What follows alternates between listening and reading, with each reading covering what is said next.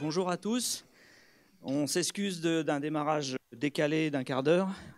On avait eu quelques contraintes logistiques juste avant. Merci d'être parmi nous pour ce séminaire à SystemX que l'on vous propose aujourd'hui avec, et on est très content de l'accueillir, Albert Bifet. Je ne sais pas si on dit Bifet ou Bifet d'ailleurs. Ah, d'accord, voilà. Donc, moi, je ne suis pas catalan, mais on dit Bifet, allez.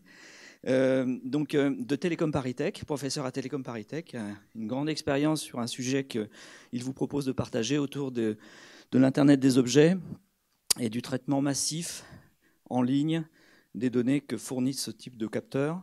Donc un sujet à la fois IoT, machine learning. Vous allez sans doute apprendre des choses, je pense, très intéressantes. Albert Bifet, professeur à Télécom Paris-Tech, qui a une grande expérience aussi, qui a passé du temps aussi côté industriel et donc chez Huawei, mais enfin il exposera sans doute un petit peu son parcours et d'où il vient pour démarrer le séminaire. En tout cas, quelque chose qui parle à un IRT, puisque comme vous le savez, à l'IRT, on a à la fois des travaux académiques, mais on a aussi les éclairages industriels qui sont importants. Et voilà. Et donc je vais sans plus tarder lui passer la parole pour ce séminaire sur les IoT et le traitement massif de données. Albert.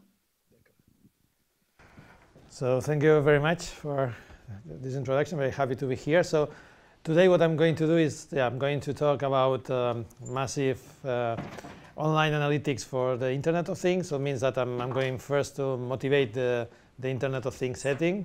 And then I'm going to talk about some open source software that we are working on, and then some methods, algorithms that this software they have. Also at the same time, if as Patrice said, I've been working at Yahoo Labs and Huawei, so I'm also going to talk a little bit about the projects that, open source projects that we have been working there.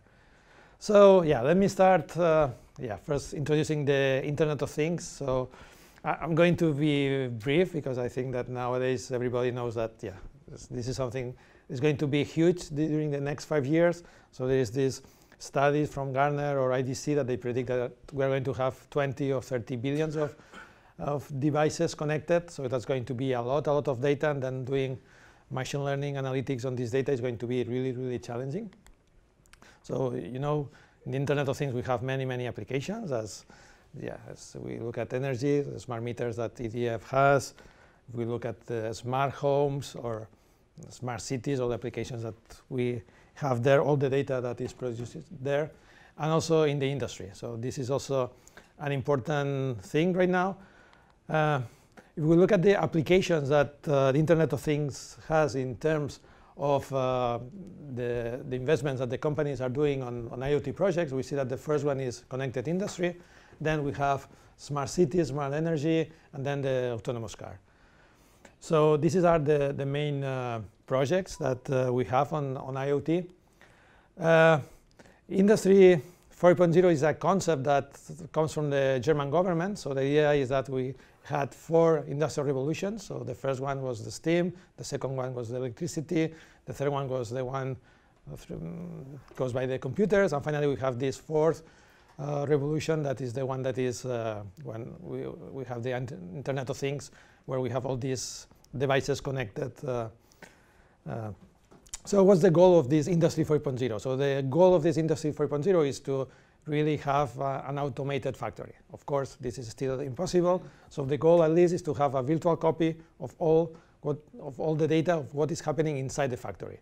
So this will help to make a better decision. So there are decisions that can be automated, but still there are decisions that should be taken by humans, and then it's nicer to have at least all the information so we can take better decisions. Okay, in terms of popularity, so the Internet of Things, the predictions, this is a study from EMC about the digital universe, is that if in 2013 the data that Internet of Things was generating was only 2%, now it's expecting that around 2020 this is going to be around 11%. So that's a lot of data. And if we look in terms of popularity, if we look at Google Trends, and if we compare IoT with big data, we see that big data was really popular, especially around 2012. But now what we see is that the big data is the red one, and Internet of Things is the blue one. So what we see is that nowadays the Internet of Things is becoming much more popular than big data. OK, so yeah, now let's talk a little bit about how we can do machine learning.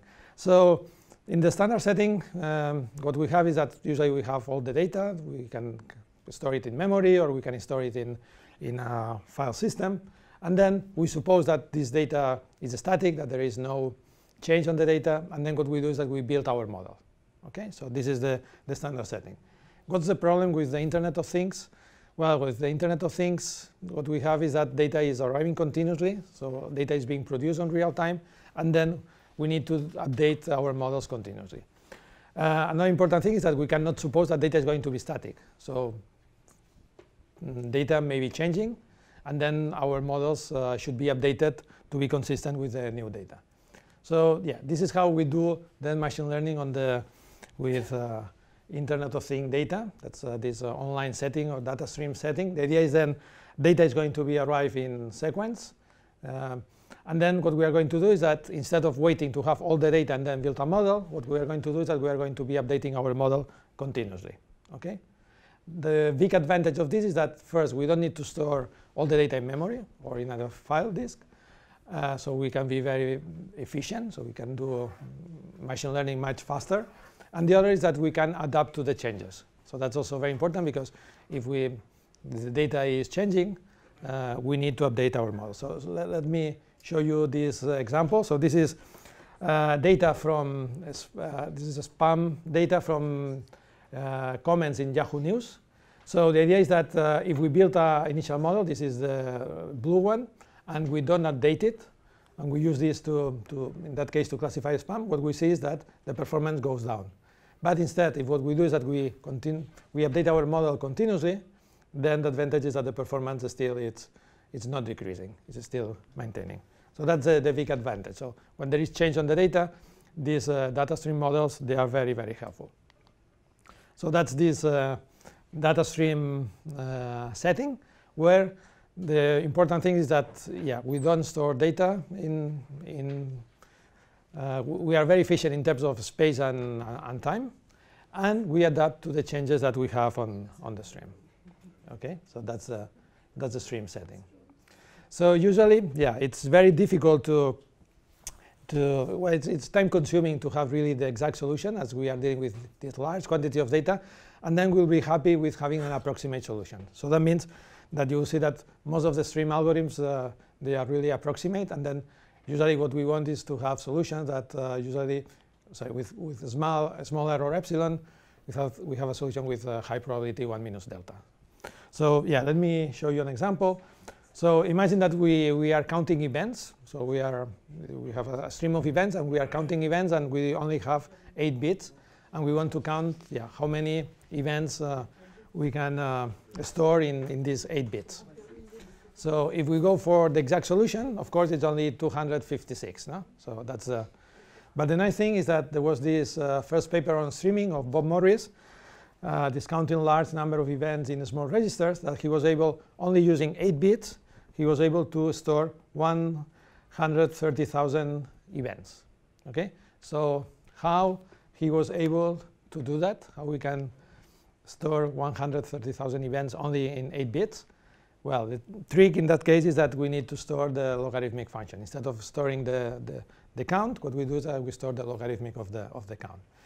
But as you see, yeah, the logarithmic function is really not very nice, in the sense that it's really different from the linear one. So it could be nice that at least from the first 10, we have a similar behavior. No? So in that case, if we change our logarithmic function in this way, we see that at least from 0 to 10, we have really a performance that is really similar to the linear counter. And then, yeah, after 10, it's going to be using the logarithmic function. So how we do that? The method is very simple. So what we do is that if we want the exact solution, is that for every event in the string, what we are going to do is that we are going to add 1 to the counter. In that case, when we are using an approximate method, what we're going to do is that we're going to take a random number between 0 and 1. And if this random number is less than a threshold, then we are going to add 1. And if not, we are not going to add it. So the trick here is that if this threshold is a power of 2, then what we are going to be storing is the logarithmic of the count. So yeah, this is a small example, but there are many, many examples using this. There is also this very nice algorithm that stores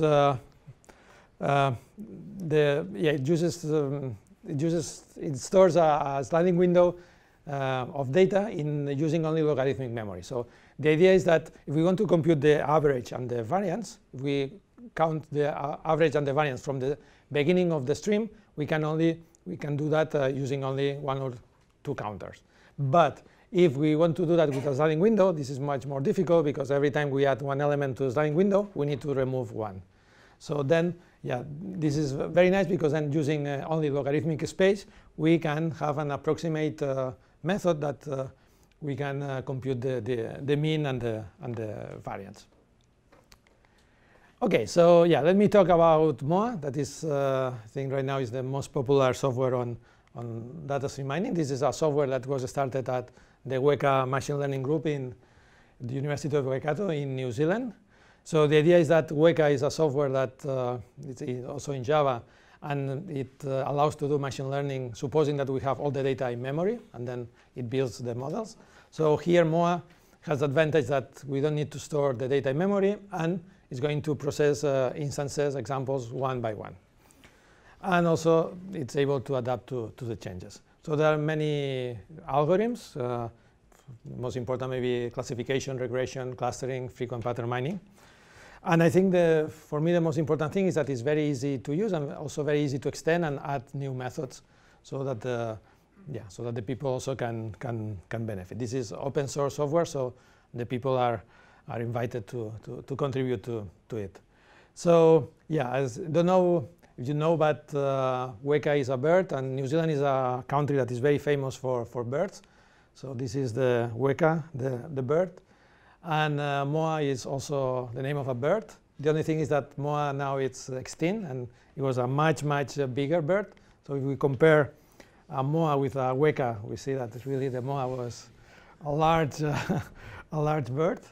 And also here we compare the size of the MOA with a human. So yeah, maybe it's nice, this idea of that the MOA is more for big things than for small things.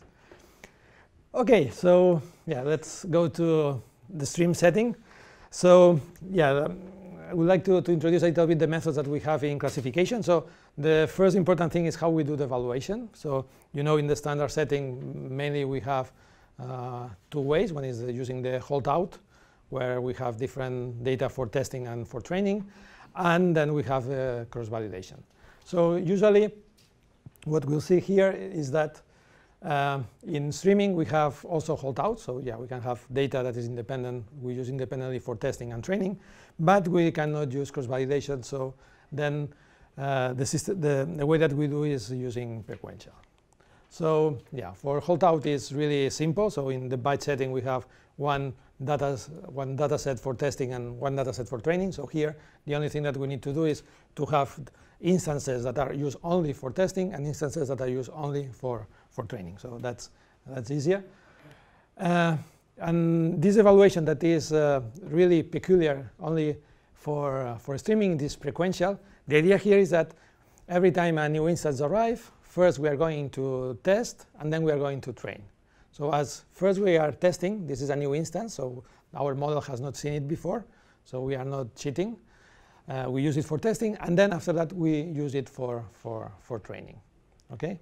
What we cannot do is the other way. What we cannot do is first use it for training and then for testing. But if we do like this, then that's a good way. The nice thing of this evaluation is that then we can have, it's not going to give only a value. So in the byte setting, we have our model, and then we get only one value. Here, what we are going to have is a time series of values of how the sequential evaluation is evolving over time.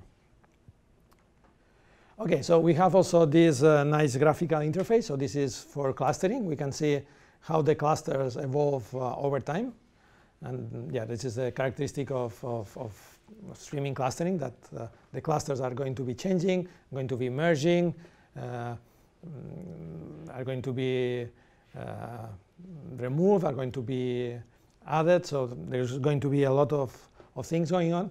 And here you see, we can see how the measures, in that case the streaming measures, they evolve over time and how they change. Of course, we can also use from the command line. So it's a very nice way to do experiments, and also from the Java API. OK, let me mention only some methods that are the state of the art in classification and that are in MOA. As you know, in regression, what we do is that we try to predict numeric values. And in classification, what we're going to do is to predict categorical values. So there are different methods. So you know, one of the classical ones is knife Bayes. That, as you know, this is a method that is based on the Bayes theorem. And what it's doing is that it's computing the probability for each one of the classes. And then it takes the class that has the maximum probability. To compute the probability for each one of the classes, we are supposing that the attributes are going to be independent. So yeah, we use, basically what we need to do is to compute this product of probabilities. The thing is that how we compute these probabilities, using counters. So the only thing that we need to build a knife-based model is to have these statistics about the counts. And then we can compute the probabilities. So the nice thing is that means that this is already an incremental method. So if a new instance arrives, the only thing that we need to do is to update these statistics of the counts. And then when we need to compute the probabilities, we'll compute the probabilities already updated. So the knife Bayes is a method that is already incremental. And then we really don't need to do any change on this. The perceptron is also an incremental method.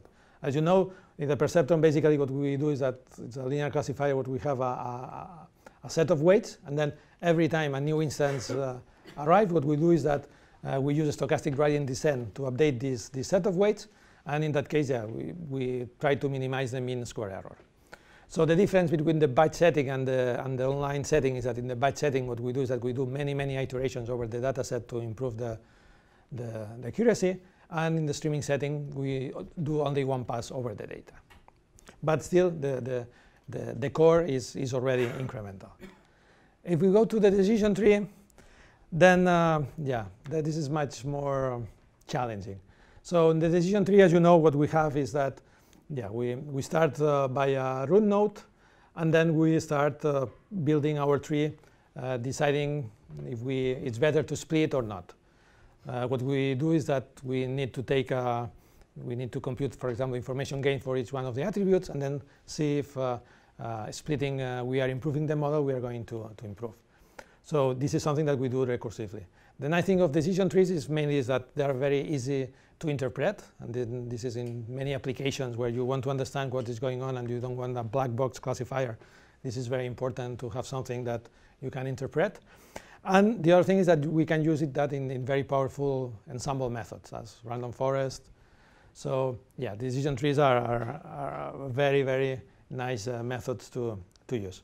The problem is that in that case for streaming, it's not a streaming method, because every time we want to decide if we split or not, we need to compute the information gain of each one of the attributes. And then to do that, we need to look at the data that we have in memory. So in streaming, we don't have data stored in memory, so we cannot do that. So how we build an incremental decision tree? Well, the trick is that instead here, when we need to compute the information gain, instead of looking at the data that we have in memory, what we are going to do is that we are going to wait to new instances to arrive. And then we are going to use information of the new instances to compute this information gain and then decide if we split or not. Now, the problem is, how many instances do we need? How many instances do we need to wait from the stream to decide if we split or not? So this is why we use the Hofding bound for doing this, and then this is why this model is called Hofding tree. This is an algorithm that was proposed by Domingos and Hulten in 2000. And the idea is that basically what we are going to do is that we compute the information gain, and then we look at the difference between the two best information gain of the two best attributes. And if it is higher than this threshold that is computed using the Hofding bound, then we split. OK, then so this is for classification. For regression, where we are dealing with numeric values, basically is really similar. So the perceptron is basically the so similar. We are doing basically the same. We're going to be using stochastic gradient descent, and also we are going to be minimizing the mean square error, so it's already incremental. We don't need to do anything. For the regression tree, the only thing that we need to change is how we compute the predictions on the leaf. So instead of using the majority class here, we are going to use the mean average. And then instead of using information gain, what we are going to do is that we are going to use variance reduction. Also, we have this, similar to trees, we have these decision rules. The nice thing of this is that it's similar to decision trees, but they are not tied into the structure of a tree, but still we have the same set of conditions, and then at the end, what is the final prediction. So there is this nice algorithm from the group of João Gama in Portugal that is called adaptive model rules. The idea is that we start with a default rule, and then once the data is arriving, we start building a different set of rules. And then with this set of rules, at the end, we are going to use the combination of them to make the predictions. Okay, so an important thing in streaming, of course, is to adapt to the changes on the stream. No? So when the data is changing, we need our methods to be able to adapt. So the most used way to do that is to use these concept drift detectors. So what is a concept drift detector? So what we try to solve is that we have an input sequence of data, and then we want to detect if there is a change on this data, and also at the same time we want to be able to do the prediction for the new instance that is going to come. So usually the structure of these change detector methods is basically we have an estimator that is going to be estimating what is the next value. We have a change detector that is the one that is going to be able to predict if there is change. And then to improve the estimation and the detection of change, we have usually a small quantity of memory that we use to improve the performance of the system. So there are many different methods for computing, for detecting change. Maybe the most simple one is this cumulative sum. So the idea here is that it's very, very simple. We are going to sum the errors of the predictions, and once the error of the prediction is getting higher than a certain level, then we are going to detect change. So the nice thing of here is that really we only need to have this cumulative sum, and that's all. The disadvantage is that we need to define what is this threshold. And for doing that, this depends on the application. And then depending on the application, we need to select what is the optimal value for this threshold. So we need, in some sense, we need an expert user to do that. So another method that is from also the group of João Gama in Porto is this called statistical process control. So here, what we are going to do is that we are going to suppose that the data is going to follow a Gaussian distribution. This is an application directed to the error of the classifier. So the idea is that we want to build a new classifier when we have evidence that the current classifier is not working anymore. So the idea is that we look at the error rate. When the error rate gets stable in a minimum value, then we are going to compute the mean of the error, and when we see that this average is going through 2 times the standard deviation at this minimum value, we are going to think that it's still not drift, but it's a warning. So we are going to be starting a new classifier. And once we are at the distance of 3, the standard deviation at the minimum point, then we are going to detect change and replace the current classifier by the one that we started at the warning level. Okay, so this is the concept drift detectors, and then let's see how we use them in the algorithms on the classifiers. So the first adaptive method that was the first decision tree that was adaptive in some sense was this concept adapting very fast decision tree. That was also from the group of Domingos. The idea here is that we want to build this tree that is going to be consistent with a sliding window of elements. So every time we add elements, we are going to remove elements. So this is a very nice method, but it depends strongly on the size of the sliding window. So imagine that the stream, there is a change that is in a scale of minutes.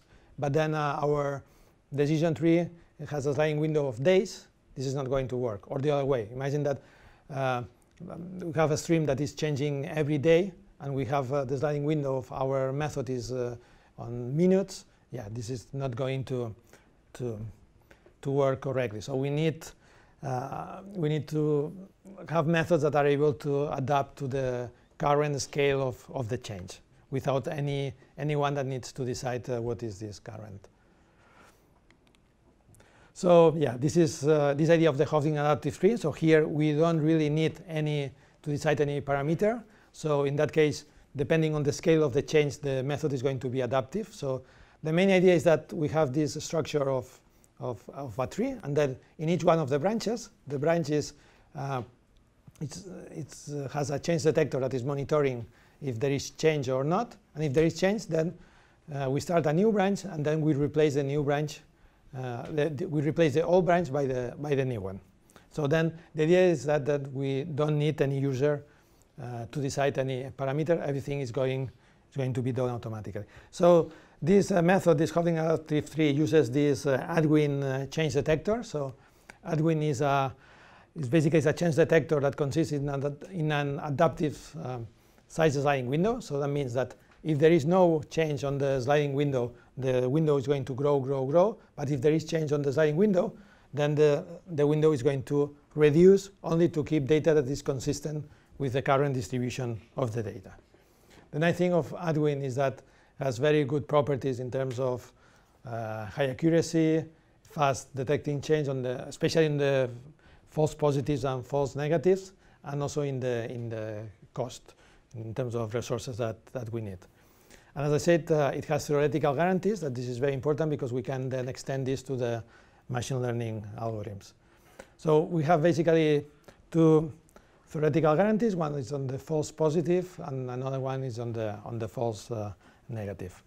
So we have been applying this to many algorithms in classification, especially naive Bayes, decision trees, bagging, stacking, multi-level classification, nearest neighbors, random forest, but also in frequent pattern mining. We have been applying this to mining frequent closed trees and frequent closed graphs. So the idea here is that we have streams. We have a stream of small trees and graphs, and then we want to find what are the most frequent ones. So we have been applying Adwin in all of these cases. And maybe the last method that we have been working is this adaptive random forest. So this is something that we are presenting next week at ECML PKDD. The idea is that we wanted to have a very competitive ensemble methods for streaming, and then as random forest is a method that works very well in the static setting, we thought that it could be nice to have also an adaptive random forest version. So in that case, it has a very, very good performance. And basically, it's based on this idea of using online, in that case, online bagging, and then random trees. So the bagging is made with using online bagging. In that case, we use leveraging bagging. That is a bagging that works very well with trees.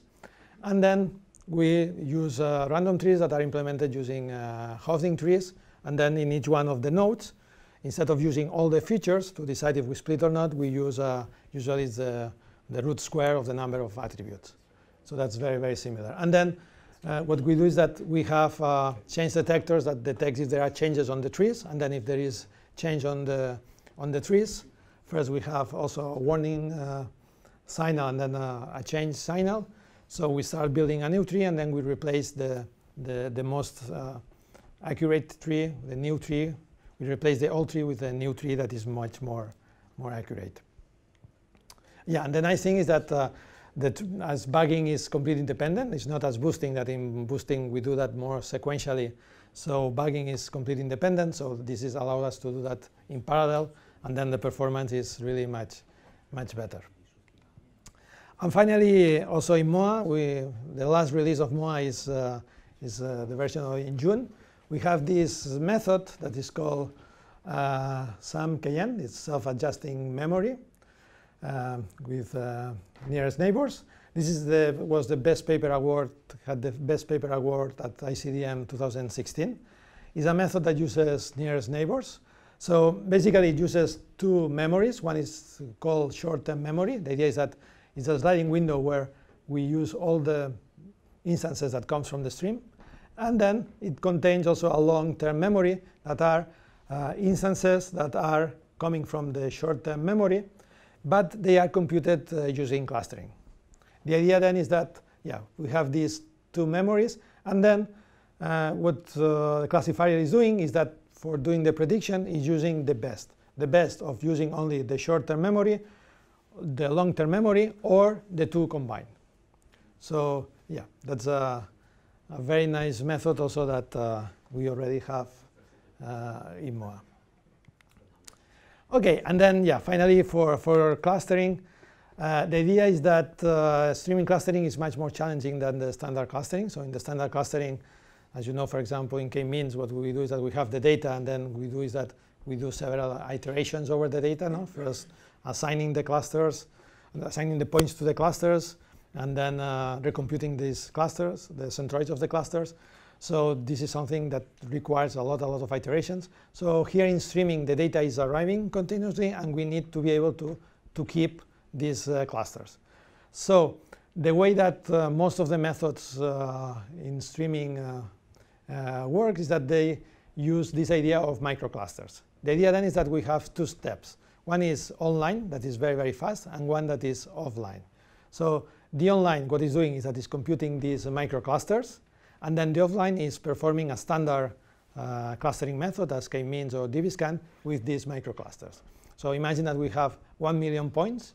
So we are going to keep only 100 microclusters. So this is very easy, very fast to maintain. And then when we need to really have the cluster results, what we are going to do is that we are going to perform a k-means or a dbscan with these 100 microclusters. So this is something that we can do it very fast, and it works quite well. And finally, yeah, MOA, now we have also other methods as, for example, multi-label, multi-target, outlier detection, specific for concept detection, active learning for streaming, frequent item set mining, graph mining, and also there is one recommendation system. Okay, so this is MOA. This is a project that has been there for, in November this year is going to be 10 years. So yeah, what's next? So at Huawei, in the Noah's Ark Lab in Hong Kong, we have been working with a software that is on C++, similar to MOA, but is in C++. Okay, the thing is that in telecommunications companies, usually speed, performance is really important, and then at Huawei, there was this need to have the system implemented in C++. So yeah, we implemented this software, and now it's open source and was presented this year at KDD. But yeah, that nowadays with this big data system, big data setting, yeah, we need to combine the streaming and the distributed scenarios. And then for doing this, yeah, we started this project that is called Apache Samoa. This is a project that we started at Yahoo Labs in Barcelona. So the idea is that it's a project that is like MOA, but specific for distributed systems. So the idea then is that we want to be able to run in the Hadoop ecosystem, and then yeah, that's something important. So let me show you how MOA is designed. So the idea is that we have a high-level API. So we implement our classifier methods, clustering methods, and frequent pattern mining methods on top of this higher level API. And then we are able to deploy it in any of the stream engines that we want. In that case, we have S4, Storm, SAMSA, Flink, so yeah, and also GR Pump and Apex. So the idea is that yeah, Samoa is designed for mining stream data, so then it can be used in these stream engines. Okay, and these big data stream engines at this time is this. We have a Spark that is, as you know, it's becoming the most popular big data tool at the moment. The difference is that Spark is performing streaming using micro batches. So the idea then is that every time you need to process data on Spark, you are going to use a micro batch of data. That means maybe 1 second of data or 1,000 instances. But here in Samoa, it's really, really streaming. So we are only dealing with 1 instance by 1 instance. So that means that the latency is really in terms of nanoseconds, not as in Spark that it should be in the order of seconds. Okay, yeah, just to show some method on Samoa. So this is a vertical housing tree. That's a distributed decision tree that we presented at the Big Data Conference last year. The idea here is that what we do is that we have one model that is centralized, and then what we do is that we distribute the statistics of the attribute. So instead of distributing by instances, that could be in a horizontal way, we are doing it in a vertical way. It means that we are distributing through attributes. So the idea is that when an instance arrives, we are looking, for example, at the second attribute, the green one. It's going to arrive to the model, it's going to go to the leaf, and then this second attribute is going to go to a specific node. Again, another instance arrives, it goes to the model, and again, if we look at the same attribute, this is going to go again to the same node. So all the information from the same attribute is going to go always to the same node. Okay, another important thing in this streaming architectures right now is what is called the Kappa architecture. And the important thing here is that instead of using file systems to store the data in streaming, what we do is that we use Kafka. So Kafka nowadays is the state of the art and is the most popular system to use to deal with data in streaming. The idea is that Kafka is a publishing subscribing system. So we have these producer applications that are producing the data at different speeds, and then they send the data to the Kafka clusters. So then the consumer applications, that can be machine learning applications, when they need is that they get the data from these Kafka clusters at the speed also that they need. Okay, so yeah, I would like also to thank all the supporting organizations that have been helping in Samoa, Yahoo Labs, Huawei, Telefonica, and also universities as Telecom, Aalto University, and University of Waikato. And finally, yeah, just mention this new software that we are also developing with Huawei in the Noah's Ark Lab in Hong Kong. This is a project specific for Spark. As I explained before, the setting of Spark is not really streaming. It works with micro batches. So we need to build a different software. We couldn't use Samoa for this. So we are developing a new system that is in Scala and is specific for Spark streaming. Okay, and just to conclude, yeah, I try to motivate a little bit this IoT setting, why I think that this is going to be really important in the next 5 years. I talk about these open source tools like MOA and Samoa. So MOA is this software from University of Waikato that has more than 100,000 downloads. And Samoa is this new project that was started at Yahoo Labs, that it's in the Apache incubator. Still, they have many challenges open. We have especially how to combine time series and stream mining, how to deal with structured output, how to deal with millions of classes, how to make it easier to use, and yeah, how to apply that into many IoT applications, or predictive maintenance or more. Okay, so that's all. Thank you very much. Merci Albert pour cette présentation. On a du temps pour des questions. Alors c'est le moment de questionner Albert sur peut-être ses développements futurs ou des éclaircissements sur ce qu'il a présenté.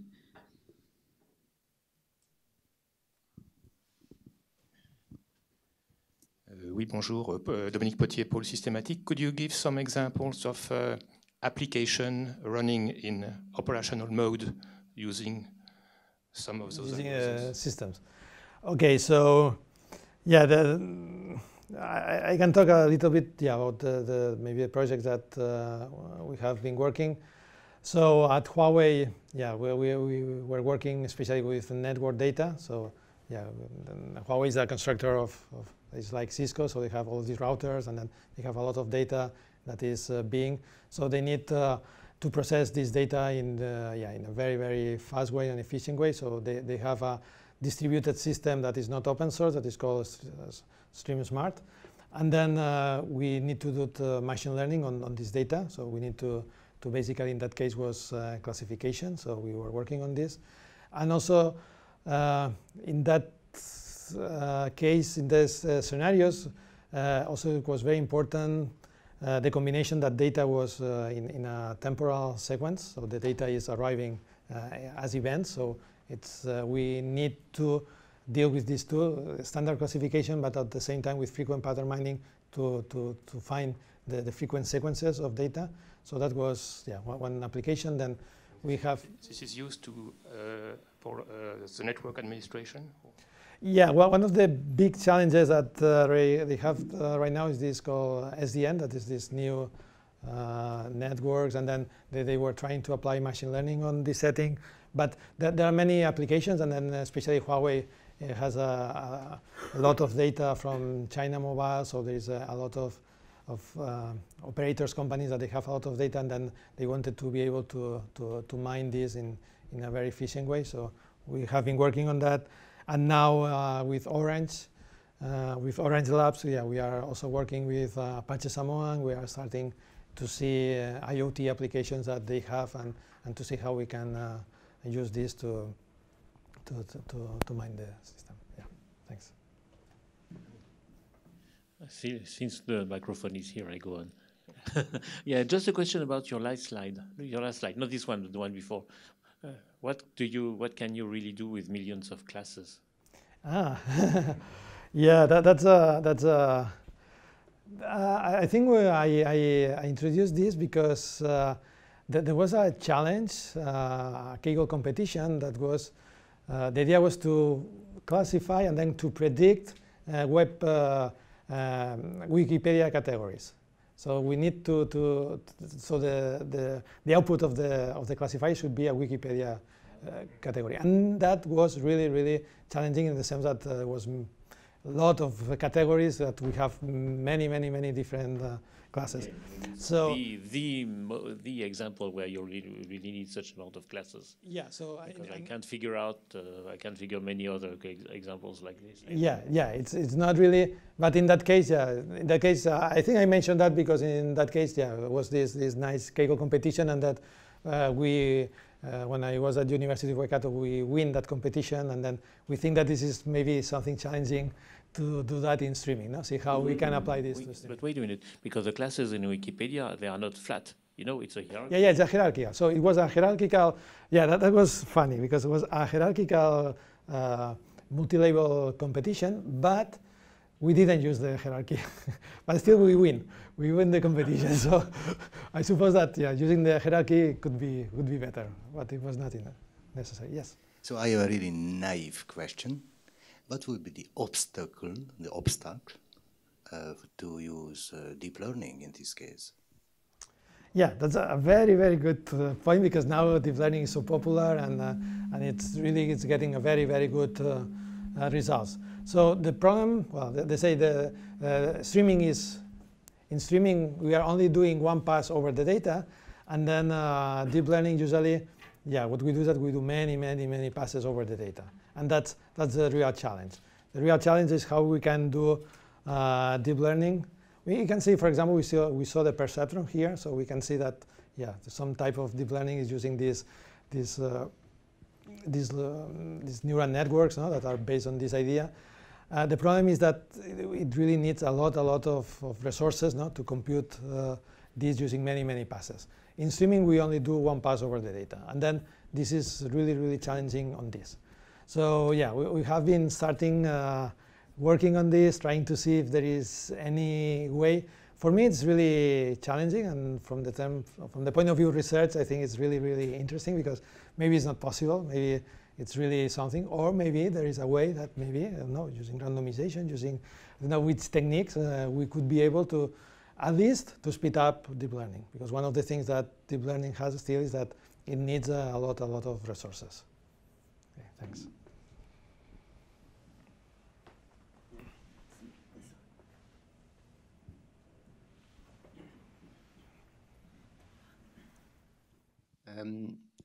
Thanks a lot. I have a question about distribution of data. So if I understood well what you presented, all data is centralized, even if it's in a cluster with parallel computing. What happens if data is geographically centralized, decentralized, distributed, and if we want to have local computations on streams and then gathering the results? Okay. Do you have any idea of software which could be available for this?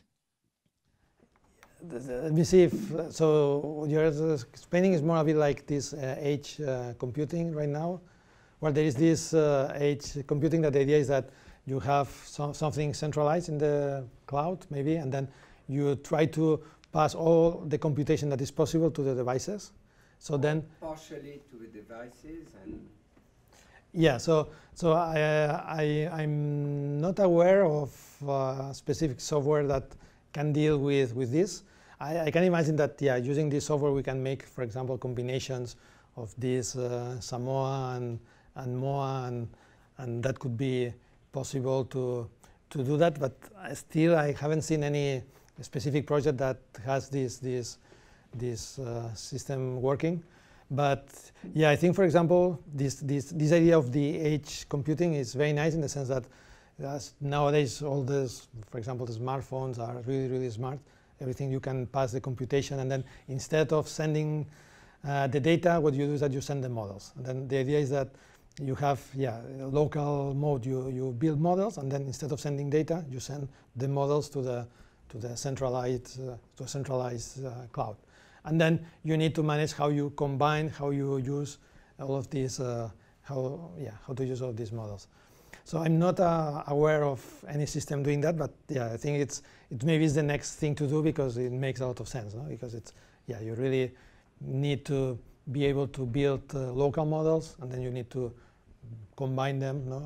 and get the maximum, and maybe then resend this information to the local nodes, so that they can get also the benefits of the learning that has been done using all the nodes. Okay, thanks.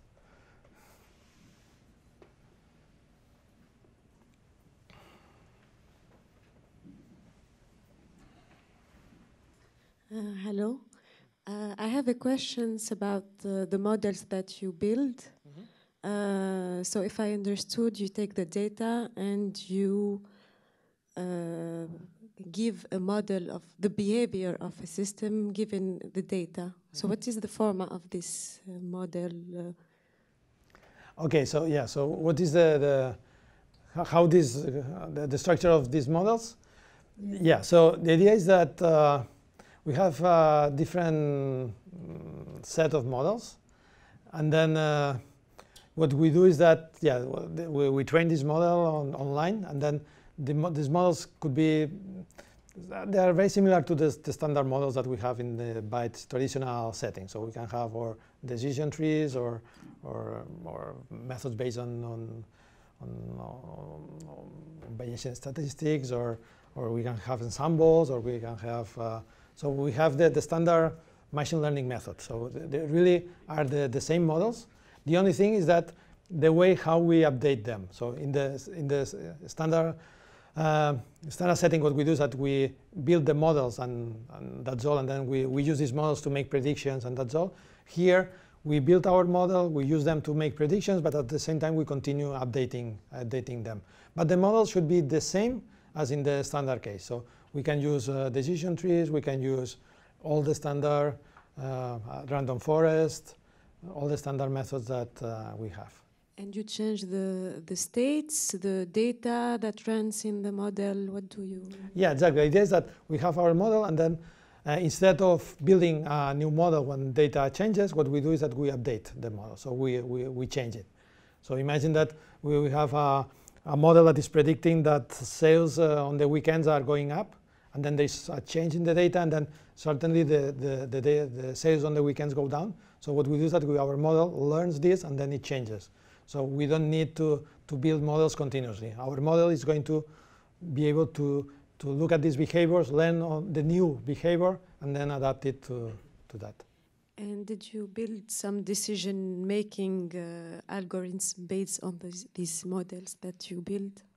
Yeah, so basically, now as I said, we were focusing on random forest. So what we did is that, we built this adaptive random forest that is based on decision trees. So the idea then is that the trees that we get there in a certain moment are similar to the trees that we can get in the standard setting.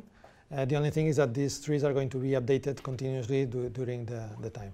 So maybe the idea is that we can do like traditional machine learning, but we do it using less resources and adapting to the changes on the data. Okay, thank you.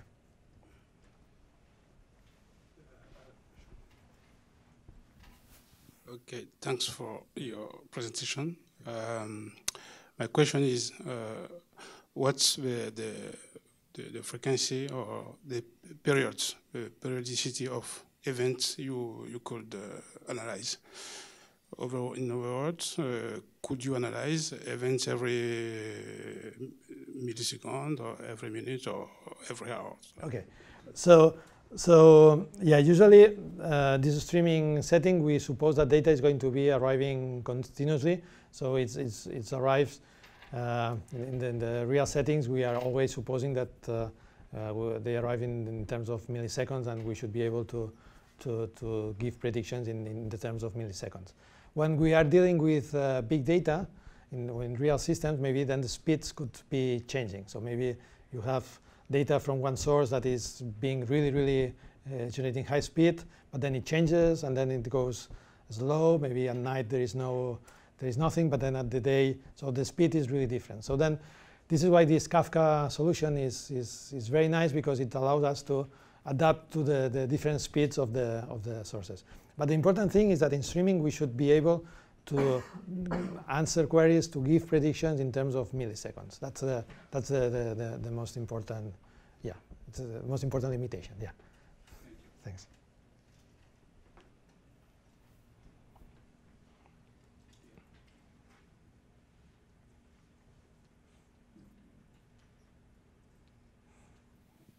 Other question?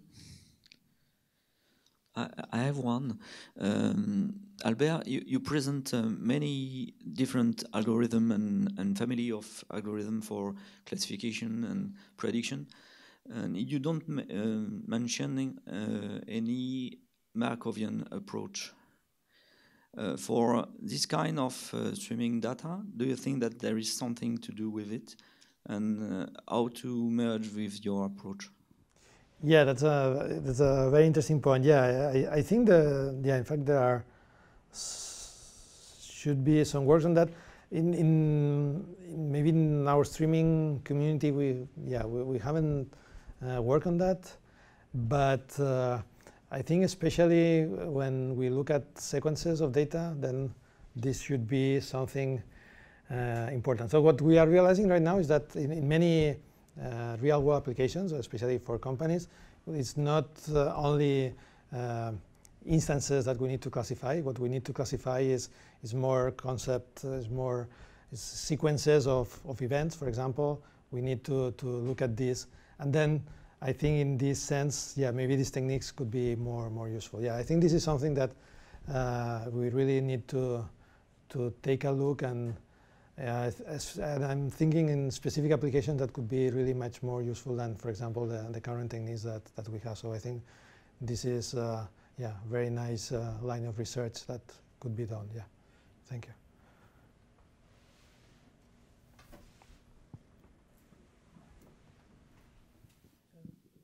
Just maybe a question about your model is update every time, but how do you deal with event with very low probability, which just open once a year, once about 2 years?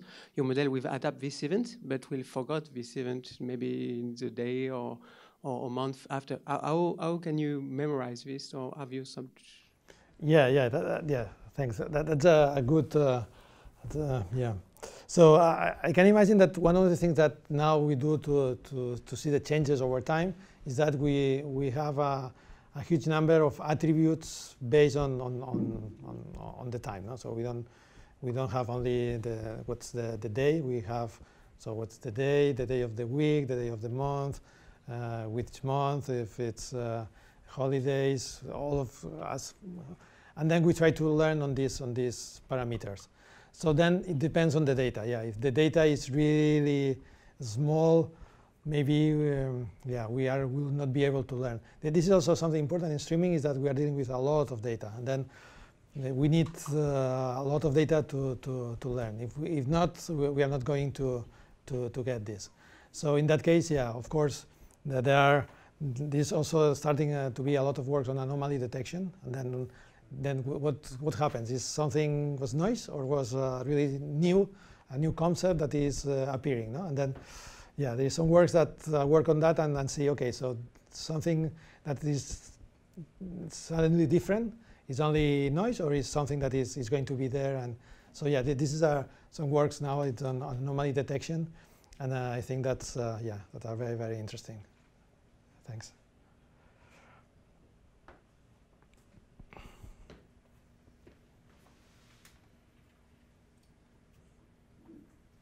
So, we can, the last one. So you present these applications. They are applications, I would say, in the user space. Somehow you are writing a C++ application, blah, blah, blah. Is the cloud somehow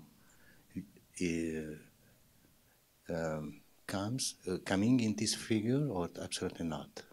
I mean, even for Huawei, have they cloud vision, or just a single application put on a computer, or? Yeah, thanks. So no, I think cloud computing is really becoming really used right now, in the sense that most of these big companies are doing that, and then they need their own strategy on this. So yeah, this is, for example, why Huawei is very interested in using Spark, because this is something that can be done in the cloud easily. There are many. What I see is that if we look at all these services, these cloud services, that we have now from Amazon, Azure, Microsoft, all of these, they are starting to provide streaming capabilities, because they know that this is something that the users need.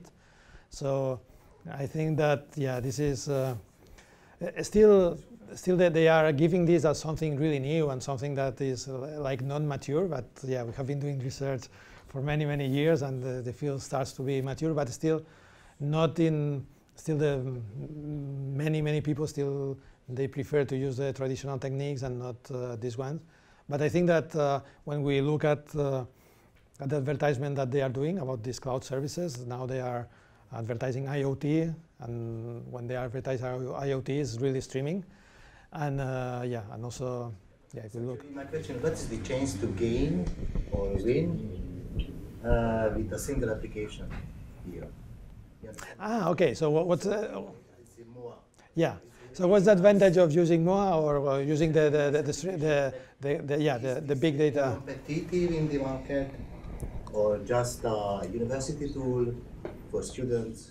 Okay, so MOA is, let's say like this. So MOA is a tool that has been used a lot in academy for publishing papers and proposing new methods and new methodologies, and also that was open source. Was one tool that practitioners inside the companies, they were using that, but they were only using it, and there was no need to contribute to that. The people that have been contributing in MOA is really more people from the universities. Instead, in Samoa, it's the other way. So in Samoa, it's people from industry that are the ones that they are using it. And basically, if your data is small and you can do that using MOA, you don't need to use Samoa. You only need to use Samoa when you have a cluster, you have your data that is coming, you are putting that inside Kafka, and then you need to analyze this, and then yeah, you really need to do that. So in that case, yeah, we can say that maybe MOA is more academic and Samoa is more industrial. So yeah, that's the real needs of the people. Yeah. Thank you. So, thank you, Albert, for your presentation and all your response about the question. And thank you for everybody. The following seminar at SystemX, I think the date is not actually stopped. Perhaps it's about 11 October, and we speak in this next seminar about causality with a researcher of Lyon Laboratory, Lyris. The name is Alex Osem. So I can send to you the invitation if you make you put your email on the paper. So thank you, everybody.